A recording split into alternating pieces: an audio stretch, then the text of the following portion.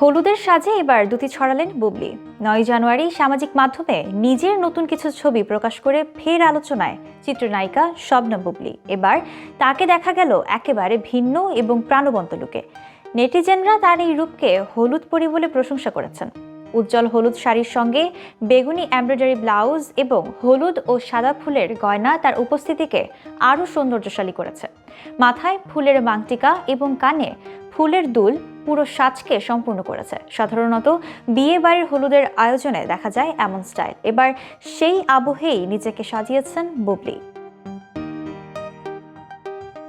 ছবিতে তাকে একটি সুসজ্জিত দোলনায় বসে থাকতে দেখা গেছে, যেখানে গাঁদা ফুল এবং লাল গোলাপ দিয়ে দোলনাটি সজ্জিত করা হয়েছে। ছবির ক্যাপশনে বুবলি লিখেছেন, রং হলো প্রকৃতির হাসি, যা তার এই উজ্জ্বল এবং প্রাণবন্ত লুকে নিখুঁতভাবে মানিয়ে গেছে।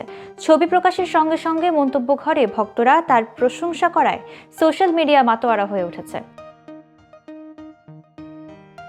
এবার শুধু সাজ এবং স্টাইল নয়, বুবলি নিজের পেশাগত জীবন নিয়েও ব্যস্ত।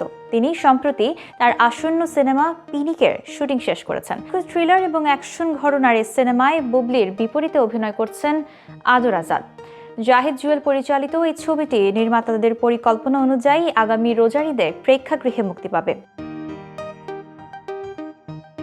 বুবলির এই নতুন লুক এবং পেশাগত অর্জন তার ভক্তদের মধ্যে এক দৃষ্টিনন্দন উত্তেজনা তৈরি করেছে। নেটিজেনরা সোশ্যাল মিডিয়ায় তার উজ্জ্বল হলুদ সাজ এবং ফুলের গয়না এবং দোলনায় বসার ছবিকে কেবল সৌন্দর্যের প্রতীক হিসেবেই নয়, বরং আত্মবিশ্বাস এবং স্টাইলের এক নিখুঁত উদাহরণ হিসেবেও গ্রহণ করেছেন। বুবলি আবারও প্রমাণ করলেন কেন তিনি বাংলাদেশের চলচ্চিত্র জগতের অন্যতম ফ্যাশন আইকন।